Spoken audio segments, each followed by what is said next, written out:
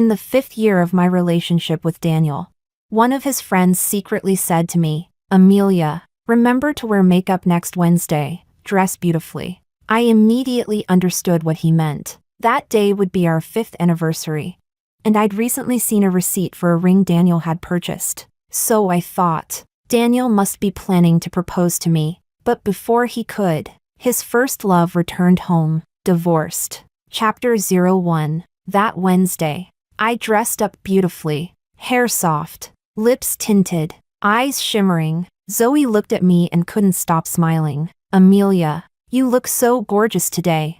Then, pretending to check her phone, she added with a poor excuse, "My friend's place is ready now. We can go." I smiled lightly at my reflection in the mirror. Zoe probably didn't know. I'd already guessed Daniel was going to propose. Maybe she wanted me to look perfect on camera, to record the most beautiful version of me. At the moment I said yes. She had borrowed a celebrity makeup artist from a friend, pretending it was just for a restaurant opening, and that she needed me to pose for a few promotional photos. I didn't expose her. I just smiled and played along, pretending not to know about their carefully planned surprise. On the way there, Zoe, trying to hide her excitement, said, "Hey, Amelia, did you know?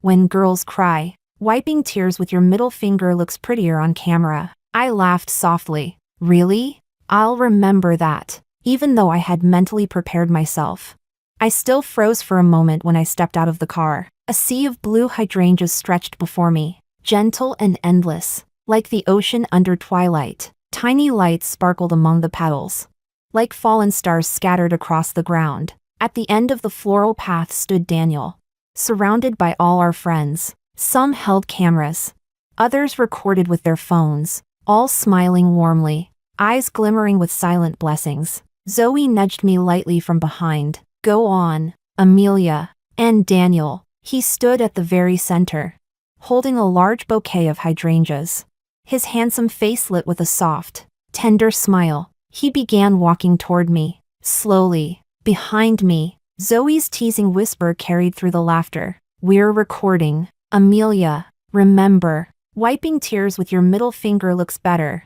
Everyone laughed. I looked at Daniel. Most girls cry when being proposed to, overwhelmed, touched, trembling, but I didn't cry, because I'd loved him for so long that loving him had become as natural as breathing. How could I cry when everything I'd ever dreamed of was finally within reach? So I smiled. I smiled as Daniel approached, step by step, until he stood right before me. His eyes were bright, glimmering with laughter. Our friends cheered and whistled behind him.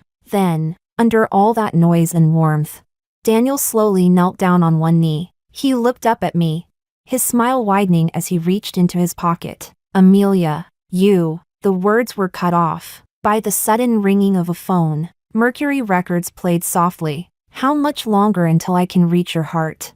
How much closer until we meet? So near, yet so far." Daniel's smile froze. He looked at me, startled, then hurriedly stood up and walked aside to answer the call. Everyone else laughed it off. "Daniel, you're proposing. Who leaves their phone on? Who's calling at a time like this?" Laughter rippled through the crowd. Only my face turned pale. That ringtone, I hadn't heard it in 5 years. It was Carolina's ringtone, Daniel's first love. Chapter 02. Daniel left me alone at the proposal venue. When he came back from that call, he hurried the bouquet of hydrangeas into my arms and, amid our friends' puzzled voices, offered a rushed explanation. "Amelia, something urgent came up. I'll tell you when I get back." Our friends looked at one another. I instinctively grabbed Daniel's hand. He didn't look back, just wrenched his hand free and left me with a hurried, anxious silhouette. Zoe stayed with me. She didn't know who had called Daniel. She only knew that after that one call, Daniel abandoned a whole crowd of friends and the girl he was about to propose to, muttered an apology without a single explanation, and rushed away. On the way home, Zoe tried to comfort me. "Maybe something urgent at work. You know how Daniel is, steady,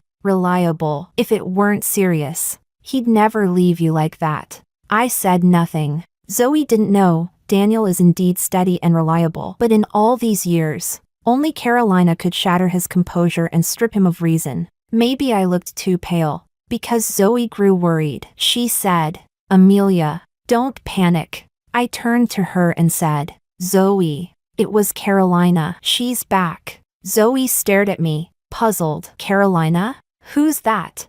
Of course Zoe didn't know. We'd first met Carolina back in college. Carolina was Daniel's first love. Before she appeared, everyone said Daniel and I were the most well-matched pair. We grew up together. As a child I trailed him everywhere, calling him Brother Daniel. From kindergarten through elementary, middle, and high school, we were never apart. Our parents and family friends often joked that I was Daniel's child bride. I would blush and lower my head, and Daniel never refuted it. Sometimes, smiling, he'd even tease me back and call me little wife. Back then we all believed that someday Daniel and I would end up together. Until college, when he met Carolina. Carolina was 2 years ahead of him in the same department, and head of the student union's outdoor practice division. I don't know if it was love at first sight for Daniel. I first heard of her when Daniel, a freshman then, stood before me with shining eyes, holding a photo of Carolina cradling a cat, and asked if I could paint it for him. The girl in the photo was exquisite, exactly Daniel's type, striking features, bold beauty. I stared at the photo, curled my fingers, forced a casual smile, and asked, "Who is she?" Daniel, still boyish and handsome then, wore a confident, determined smile. "She's your future sister-in-law," he said. I hid my trembling hands behind my back and spent a week finishing that painting for him. Before he gifted it to Carolina, he grinned with high spirits and told me, "Thanks, little Amelia. When Carolina and I get together, dinner's on me." I could only manage a thin smile. Daniel and I had never been together. He'd never said he liked me. My jealousy and possessiveness had no legitimacy, only nameless, titleless bitterness. His pursuit of Carolina became campus lore. It made sense. Daniel, Carolina, and the refined professor she liked, who already had a wife, were all campus luminaries. For as long as Daniel chased Carolina, Carolina stood just as steadfastly behind that professor. The only difference came at graduation. Carolina finally stole him. The professor divorced his wife, married Carolina, and went abroad. Daniel, lovelorn and defeated, fell apart for a while. I stayed quietly at his side. It took a year after Carolina left for him to seem recovered, though he stayed single until family introduced him to dates and blind meetings. He was uninterested. One day, after returning from a blind date, he looked at me and joked, "Amelia, why don't we just be together?" My heart trembled. "Okay," I said. And that's how we started. I thought he'd moved on and wanted a new life. My feelings for him had never been subtle, though our beginning wasn't ideal. Once we were together we fit easily. We were compatible. I was gentle. Daniel was steady and accommodating. We never fought. Daniel was a good boyfriend, responsible to a fault. Being both childhood sweetheart and girlfriend meant he indulged me in everything. In our first year together, traces of Carolina still lingered, songs from her posts on his playlist, his absent-mindedness on her birthday, gifts to me that always carried a hint of someone else's taste. By the second year, those traces had been completely replaced by mine. We listened to music I liked. He fought for tickets and took me to concerts. He remembered my cycle, my birthday, every anniversary. His gifts matched my colors and style. His food orders catered to my palate. Everyone said Daniel was a paragon boyfriend. I too believed he had forgotten Carolina and slowly learned to love me. Until today,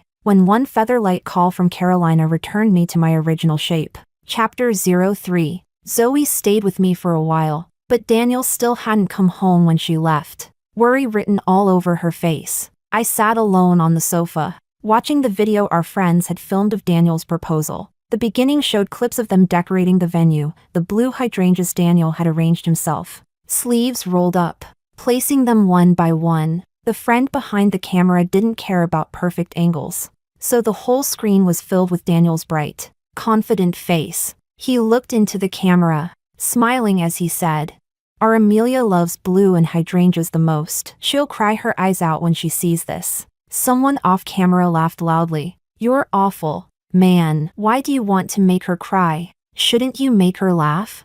Daniel chuckled. You don't get it. I want her to be so touched she cries. That way. If she ever gets mad and kicks me to the couch, I'll just buy her hydrangeas again. She'll remember this moment and forgive me. Laughter filled the recording, a scene of warmth, noise, and shared happiness. I smiled faintly through the silence of my living room. The video wasn't long. Since the proposal hadn't reached the end, the progress bar ran out quickly. Soon, the scene switched to Zoe leading me out of the car. In the video, I truly looked beautiful. My eyes sparkled like starlight as I smiled at Daniel. He, too, was smiling as he walked toward me with the flowers, then knelt on one knee. But before taking out the ringtone cut in. The last shot showed Daniel rushing back to shove the bouquet into my arms, hurriedly saying, Amelia, something came up. I'll explain when I get back. Then the camera shook, blurred, and stopped abruptly. That was the proposal I had waited 5 years for. It had a beautiful, romantic overture, but the melody broke just before its climax, ending in absurdity. I don't know how many times I replayed that video before Daniel finally returned. I stayed seated on the sofa when I heard the door open, glancing at the clock on the wall, 1:20 a.m. His hair was messy, jacket slung over one arm, shirt unbuttoned at the top. His expression was distracted, thoughtful. He froze when he saw me. Amelia, why aren't you asleep? No explanation, no guilt, just an ordinary tone, as though tonight's half-finished proposal had been nothing but a dream I'd imagined. Daniel, I asked quietly, don't you have anything to say to me? That seemed to remind him. His face changed, and he hurried over to kneel in front of me, taking my hands. Amelia, I'm sorry. Today was my fault. I looked at him. Was it Carolina? Did she call just to catch up? He hesitated before replying. No, she's divorced. She came back with her child. You know she left early and doesn't have friends here. She hasn't told her mother about the divorce, so she had no one else to call. His face looked sincere. Amelia, don't overthink it. I was just helping her out. That's all. He sounded earnest, whether to convince me or himself. I couldn't tell. I'm proposing to you. Amelia, the past is over. I only love you. Don't you believe me? I stared at him, unsure what expression I should wear, but his words reminded me he said he was proposing. Except, was that really a proposal? He hadn't said, will you marry me? I hadn't said, I do. Even the ring had been missing. So, no, it wasn't a proposal. Maybe he realized that too. He half knelt again, took out the ring, and looked up at me. Under the crystal chandelier, the light caught his eyes, and in them I saw a reflection of myself. Amelia, he asked, will you marry me? My gaze moved from the glittering ring to his face. He looked sincere. Then, as I hesitated, he added, Carolina wants to thank me and invite me to dinner. You can come with me. Will that make you feel better?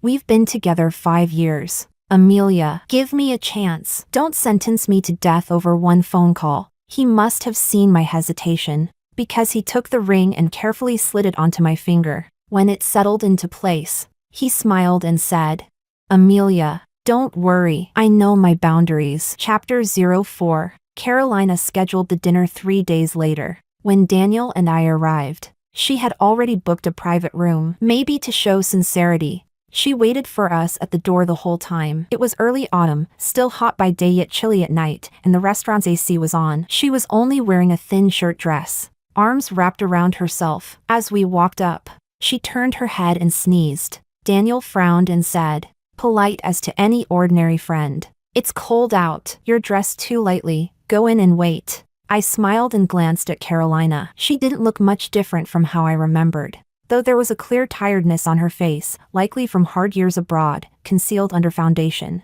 She smiled at Daniel and me. Don't. I already troubled you a few days ago to help me find an apartment. How was I supposed to know you were proposing then?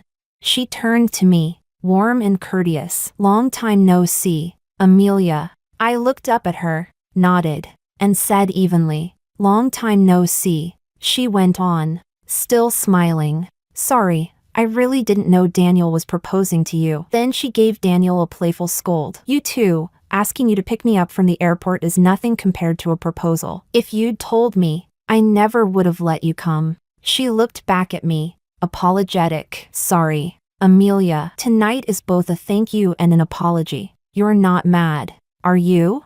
Daniel glanced at me. I slipped my hand from the crook of his arm and said calmly, "Of course not. After all, your affair with the professor caused quite a stir back then. Having no friends at home and no one to call is understandable." Daniel frowned, probably thinking I hadn't given Carolina enough face. Carolina, though, remained composed, pushed open the door with a gracious please. I didn't stand on ceremony, stepped in first, then looked back, whether out of gentlemanly instinct or something else. Daniel held the door and gestured for Carolina to enter ahead of him. When his hand braced the handle, it brushed hers. I saw his fingers tremble imperceptibly. Though his face didn't change, he lowered his gaze to her hand, as if thinking something. I watched them and said nothing. For me, the meal had no taste. Soon a server came over with a lap blanket. "Which lady requested this?" Before either Carolina or I reacted, Daniel pointed across the table. "For her." Carolina blinked. "I didn't ask for one." "I did," Daniel said evenly. "I touched your hand just now. It was cold." She stared at him a beat before accepting the blanket and spreading it over her knees. "You're still the same as before," she said with a strained smile. Daniel cut her off with a glance at me. "Just lending a hand." Carolina swallowed the rest of her words. Her eyes rimmed slightly red. I unrolled my sleeves to cover my chilled arms. If Daniel noticed the coolness of Carolina's hand, he didn't notice that his fiancée was sitting right under the AC vent. Dishes arrived one after another. I looked at the spread and kept quiet. Daniel and Carolina were both adept at diverting topics and smoothing edges. Even though our shared past made catching up inappropriate, they managed to act as if nothing had ever happened, as if we were old friends. I was the only one out of step. They chatted sporadically, and while Daniel responded blandly, he kept peeling shrimp and serving me dishes with meticulous care. Carolina suddenly smiled, a touch nostalgic, a meaning underneath. "Sitting with you two today feels like being back in college. Except back then." Her expression dimmed. She poured herself red wine and drank in quick, thoughtful swallows. Daniel, who had to drive, didn't drink. He frowned. "Go easy." She coughed slightly, lips stained a vivid red, eyes glittering with moisture. In a joking tone that barely hid her hurt, she said, "But now everything has reversed. Back then, before Daniel and I were together, when he chased Carolina while she chased her professor, he would sometimes bring me along because 6 out of 10 times she refused to see him alone. Daniel would sit beside Carolina, pouring water, handing tissues, peeling shrimp while I sat opposite and watched. Now Daniel poured water,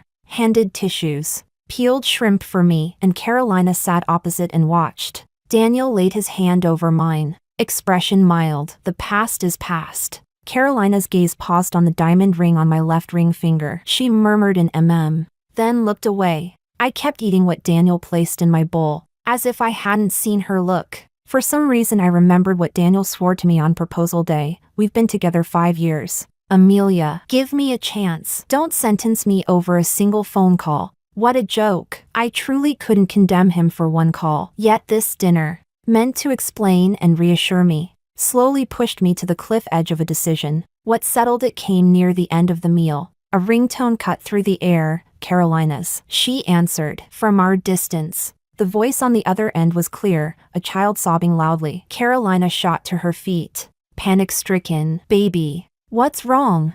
A little boy, hiccuping, and "Mommy, hot water, be burned." Daniel stood at once. "Come on, I'll drive you back." Carolina, flustered, nodded and hurried for the door. Daniel strode after her. Then, as if remembering me, looked back and hesitated. "Amelia." I set down my chopsticks, smiled up at him. "Go." Only then did he relax, gave me a grateful smile, and left with Carolina. I sat alone. The AC blew cold air over me. A server approached with the bill. Tentative. "Miss, would you like to settle now?" I ate slowly, bite by bite, until the bowl was empty, then said yes. After paying, I sent Daniel a photo of the receipt with a terse message, 2,568 renminbi. I didn't say who should pay. Whether he or Carolina, what difference did it make? I gave a wry smile, stood, and left. Chapter 05. Packing up my things took longer than I thought. Daniel and I had been together for 5 years, over 1,800 days of shared life, of breathing the same air, of quiet companionship. As adults, how many people do we ever share 5 intertwined years with?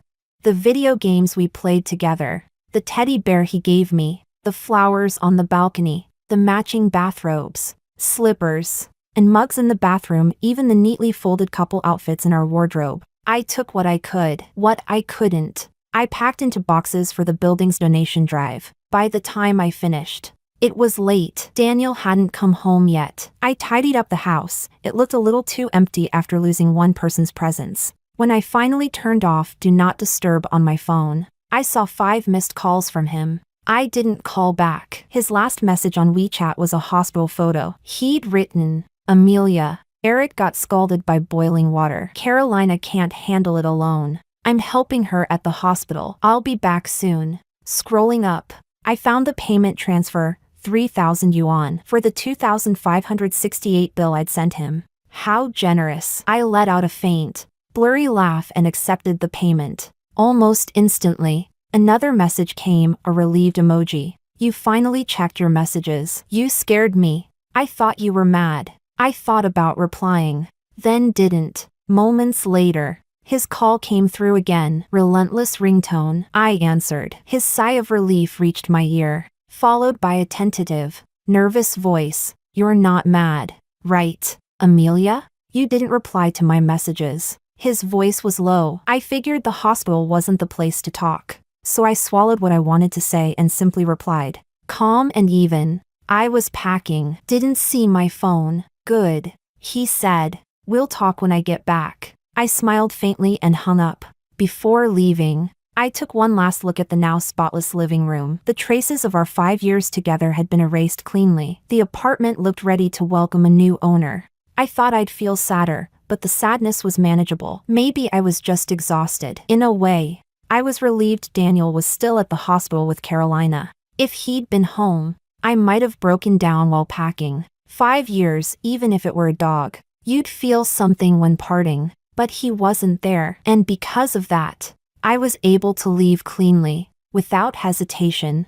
I took off the ring he had placed on my finger only 3 days ago and set it on the entryway table, somewhere he couldn't miss it. Then I turned off the lights, locked the door, and walked away with my suitcase without looking back. The next morning, half asleep, I got his call. He must have just come back from the hospital. I glanced at the screen, 7:35 a.m. Maybe Daniel could keep pretending Carolina was just an old friend, someone he was helping out. But I could no longer believe it. What kind of friend stays at a hospital all night until dawn?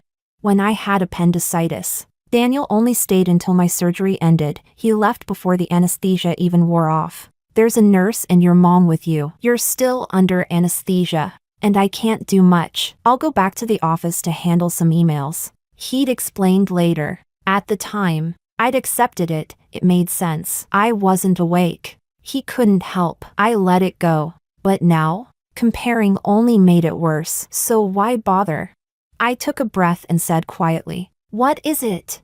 There was a long pause before he spoke. His voice was hoarse from a sleepless night. I couldn't read his emotions, just the fatigue. Finally, he asked, "I just got home. Amelia, why's the house empty?"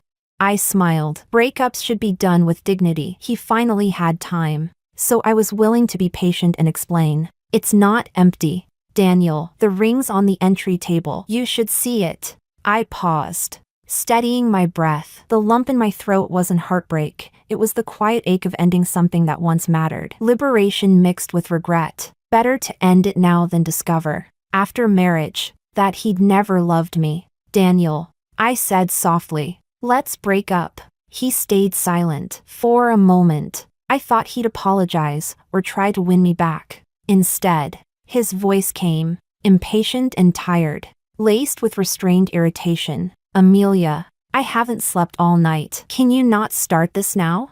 It's such a small thing, don't blow it out of proportion, okay? That's a little kid." His whole hand was burned. Carolina was panicking and crying. She doesn't know how hospitals here work. I was just helping. It's been years since what happened with her. Why are you still so paranoid? I didn't sleep a minute. I just want to rest, and you're starting this? I listened quietly. By the time he finished venting, the last trace of regret in me had disappeared. I realized I didn't even know why I had loved him so long. Maybe it was the illusion of youth that had kept the image of him polished all these years. Only when Carolina returned did I finally see the real him. I said nothing. Then I heard something crash hard onto the floor, probably the ring, and his voice followed, sharp and cold. Fine, Amelia. If you want to make a scene, go ahead. I've already given you a way out. Don't come crawling back later. I supposed that counted as mutual agreement. Before he could say another word, I hung up. Chapter 06. My friends were the first to know we'd broken up. Zoe called to comfort me, asking whether this breakup was just a Cold War spat or the real thing. I said, "It's real, Zoe. Daniel and I are impossible in this lifetime." She sighed. From past experience, she never wades too deep into friends' relationships. Sensibly, she didn't pry, only asked, "Do you want me to come over and keep you company?" I paused. "No, Zoe, I'm fine." She probably thought I was forcing myself and wanted to be alone. So she didn't insist. She only said, a bit hesitant, "Shout if you need me." And before hanging up, "Don't be too sad, Amelia." I mm'd and ended the call. It's strange, breaking up with a 5-year sweetheart. By rights I should be devastated. But I didn't feel the usual grief. I admit I was low, but it felt like normal withdrawal. I didn't cry, didn't wallow, didn't binge, didn't feel like drinking myself silly. I didn't even lose sleep. I went to work and came home as usual, chatted with colleagues as usual, calm and ordinary, just like any other day. Daniel didn't contact me after that day either. I took it as the normal no contact after a breakup. I did see him a few times on Carolina's Moments. She's using her old WeChat again since returning to China. Her latest posts all involved Daniel. One was at the hospital, Daniel's tall back as he held a little boy with bandaged hands. Carolina's caption, "After all these years, I'm still grateful. Thank you for always being there." Another was in the place she's renting, probably arranged by Daniel. The photo showed Daniel reading a storybook to the boy, the child curled in his arms, like father and son. No caption, just an emoji. They looked like a family, because Daniel's face was visible. Lots of friends from college to now messaged me in shock. "Amelia, what's going on? Didn't that kid Daniel just propose to you?"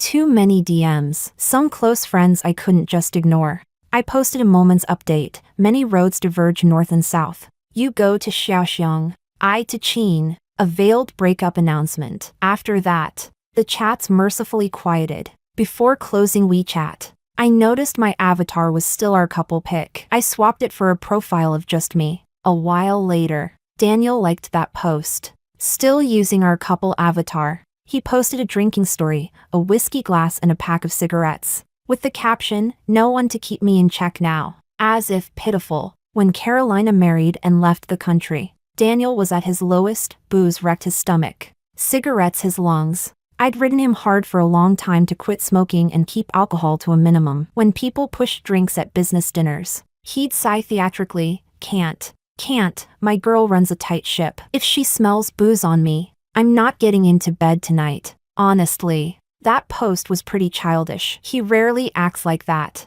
Maybe, in his mind, it was him softening and giving me a step down. I shut my phone and ignored it. We stayed silent. The next time I saw Daniel was when I went home for the long holiday. Before, we always went back together. This time, I went alone. As soon as I arrived, my mom sensed something was off. She glanced behind me and asked, "Why are you alone? Where's Daniel?"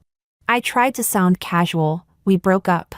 I expected her to persuade me, or be shocked. Instead, she looked past me, sighed, and said, "Good." I was stunned. She shut the door. "What? You thought I approved of you too?" "Yes. You grew up together and know each other well. But," she sighed again, "but I know his heart isn't with you." Silly girl. Only then did my nose sting. She hugged me and sighed, Good that it's over. The ladies at my work adore you, been wanting to introduce their sons for ages. You were all about Daniel, so I kept quiet. Better this way. I'll introduce you to someone better. I wrapped my arms around her waist, breathing in the warm scent of home. Family love is the strongest armor. With it, you don't fear facing any hurt barehanded. The next day, I got a WeChat from Daniel. We'd had nearly 2 months of no contact. He still had our couple avatar. His message was brusque. My mom asked you to come over for dinner. I saw it much later and replied with a,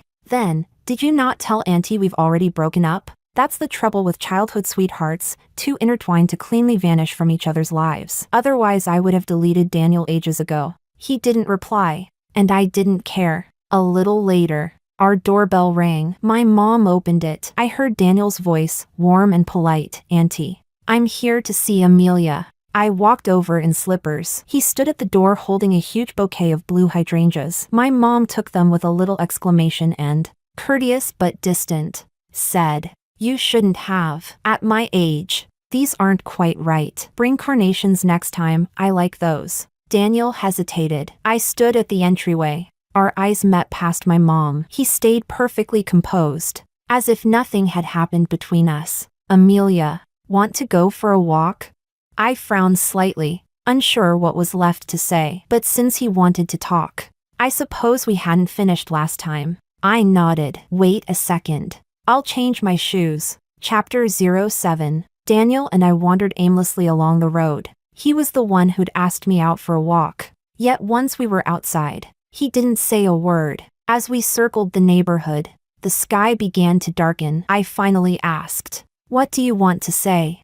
Daniel sighed, stopped walking, and turned his head slightly toward me. His eyes held a kind of earnest confusion as he said, Amelia, I don't understand. I raised an eyebrow. Don't understand what? He hesitated, then met my eyes again, his expression tinged with perfectly measured sorrow. I don't understand why you're so bothered by Carolina now. Why you returned the ring over something so small. You knew I chased Carolina back in college, and you never minded. Later, when she went abroad, you still agreed to be with me. But now that there's nothing between Carolina and me, I can't understand why you're reacting like this. I hadn't expected this to be the reason he wanted to talk. I let out a quiet sigh and looked straight at him. Daniel, back then I didn't mind because I had no right to. I wasn't your girlfriend. You had every right to pursue whoever you liked. When Carolina left and I got together with you, it was because I loved you. You knew that. I'd loved you for years. And when the chance came, I wanted to try. At that time, I was asking for love. Now, the reason I mind Carolina is because I'm your girlfriend, your fiancé. I need loyalty and affection from my partner. But unfortunately, you can't give me that. So I'm cutting my losses early. And I don't think that decision was wrong. Daniel's gaze stayed locked on me, brows furrowed tightly as if he couldn't comprehend my words. He said softly, I admit I lost my temper that night and shouldn't have impulsively agreed to the breakup. But Amelia, we've been together for 5 years. You're already part of me. No one could ever replace you. What I did for Carolina, honestly, it was just out of compassion. I stared at him quietly for a long moment before speaking. Daniel, that night Carolina invited us to dinner. While ordering, after all these years, you still remembered she's allergic to oysters. I paused, watching his puzzled expression. But later, when you were so gentle and attentive, serving food to me in front of Carolina, you forgot that I'm allergic to shrimp. You peeled so many for me that I didn't even have the heart to embarrass you in public. It's never one single straw that breaks the camel's back. Leaving me alone at the proposal,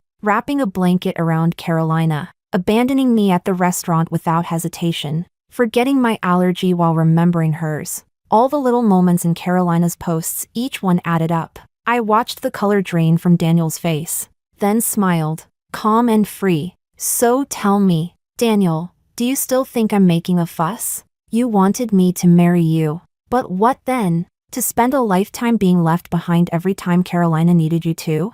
I shook my head and looked at him steadily. I won't let myself end up like that. Daniel, we broke up, and that's final. I won't regret it, and I won't look back. The day you left me standing alone at our proposal was the day you lost me forever. He looked at me, lost and speechless. I waved my hand lightly. smiling just as I used to when we said goodbye as kids. Goodbye, Daniel. Then I turned and walked away. We both knew that goodbye could mean we'd meet again, but the people we'd become would never be the same. He might still be him, but I was no longer the Amelia who had loved him since the first stirrings of youth. Even the longest crush has an expiration date. He had finally become part of my past. From 6 to 16, then 26, he had stretched across my life like a thread. But now, I was ready to walk forward, head high, stride steady, into a new life. One without him. Epilogue. The next time I saw Daniel was at the gate of an elementary school. The world is neither too big nor too small. I was accompanying my fiancé,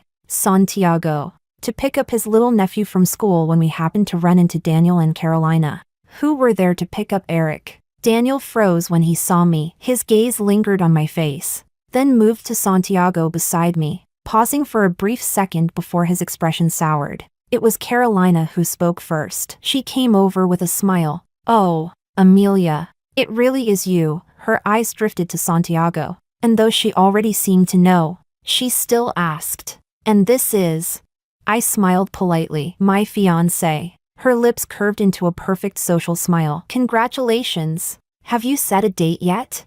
I nodded slightly, calm and poised. "Next month." She blinked, then said again, "Congratulations." I returned the smile and gave a small nod. After that, silence fell, one of those polite, heavy silences filled with all the words that will never be spoken. Daniel stood beside her, quiet, his eyes flicking to my face, then down, then back up again. I slipped my arm through Santiago's, pretending not to notice. The awkward stillness ended when a whirlwind of energy burst through the school gate. Santiago's little nephew came running and wrapped himself around his uncle's leg, shouting loudly, "Uncle!" Then he turned to me, grinning wide. "Auntie!" Santiago bent down to pick him up, laughing. "You sweet talker, what do you want? A transformer or KFC? You can only pick one." The little boy squirmed in his arms, chubby hands reaching toward me. "I want Auntie to carry me. Uncle buys me the transformer, and Auntie takes me to KFC."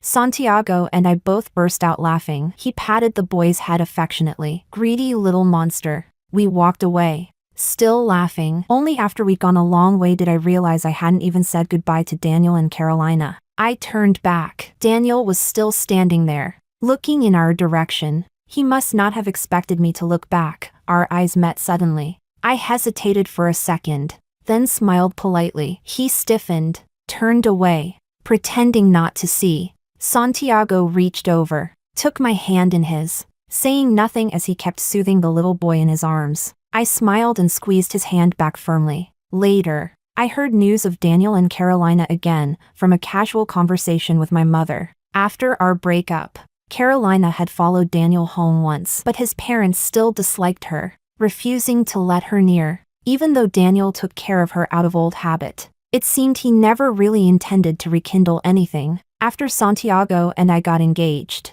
Daniel apparently started dating someone new. That new girlfriend, however, wasn't the forgiving type. When Carolina called Daniel again one day, the woman snatched the phone and scolded her for over half an hour straight, even printed out Carolina's chat messages with Daniel and plastered them all over her workplace. Then she stood outside with a loudspeaker shouting that Carolina was seducing another woman's man. Carolina cried hysterically and probably went to Daniel. But beyond that, I don't know. Men and women, they're chaos. They're heartbreaks, some give, some take. As for me, life went smoothly and happily, and that made it easier to forgive everything that came before. When I later ran into Daniel's mother, she only sighed and said over and over, "What a sin, what a pity." Daniel, it seemed, had grown tired of it all too. Rumor had it he'd broken up with the new girlfriend as well. I thought, after all that circling, maybe he and Carolina would end up together after all. But the last time I heard of Carolina, it was through her Moments post, a screenshot of 58 unanswered calls, with a melancholy caption, "The only thing constant in the world is that people always change." I don't know why, but it made me remember Daniel's old special ringtone for her. "How far must I go to reach your heart? How long until I get close to you? That person who's near yet out of reach is still waiting to meet you." Daniel had orbited around Carolina like a planet circling its sun, trapped between love and gravitational inertia. But in the end, even that orbit broke away. Whether he ever truly loved Carolina, perhaps even he never knew. Just like that couple's avatar, he never changed. But all of that has nothing to do with me anymore.